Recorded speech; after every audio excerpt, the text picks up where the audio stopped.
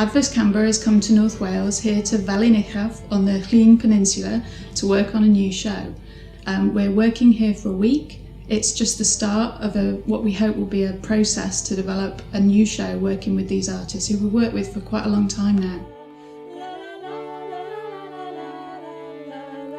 The exciting thing about having a development week in a place like this is really getting into contact with nature, with place, with materials, all sorts of things that happen in stories that are usually just, put out through words, and they feel quite distant.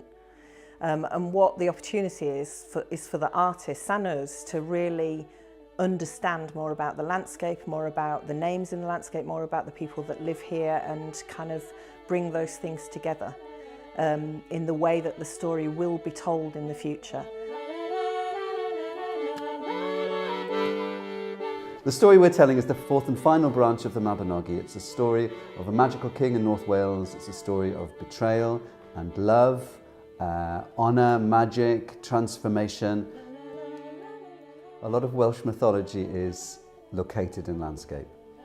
And here we have an amazing group of locations which refer precisely to the story.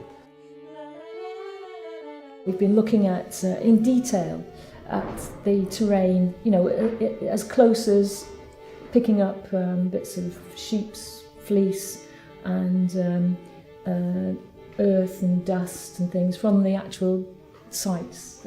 We've really been getting into it with these significant sites that we've been visiting. It felt like it's changed everything for me. When we now work, we really know the landscape we're talking about because we were lying on it, or we were working on it, or we were putting our fingers through it, or we were looking. It's gone much deeper now, so we've got a proper reference. This whole place is a place for story, is for deepening the exploration of story. So in the evening times there's time around the fire to actually think about it and to speak it and share it in that way, and then during the day to actually work with some of those processes and the landscape and the actual elements here on the Llŷn.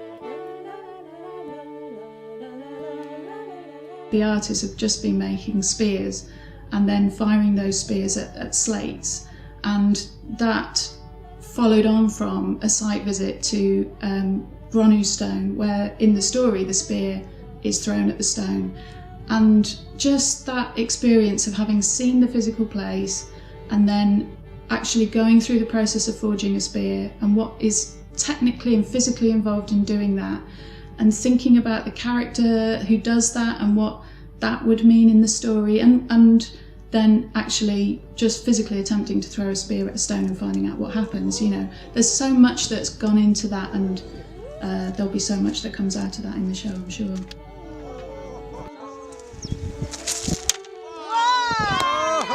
Look at that!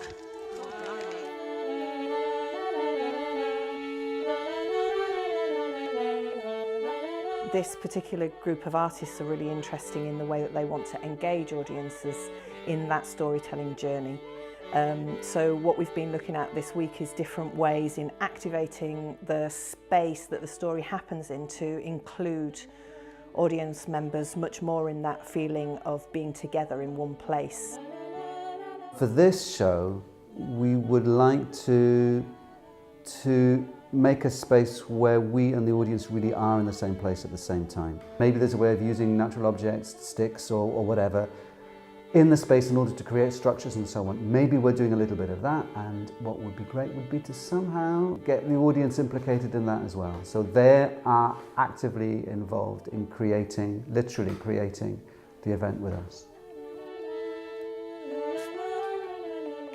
It's been brilliant to work with Felinichaf for this week because it felt so important for a story that's based in Wales and that's come from Wales to actually be based in Wales at the very, very beginnings of the new project.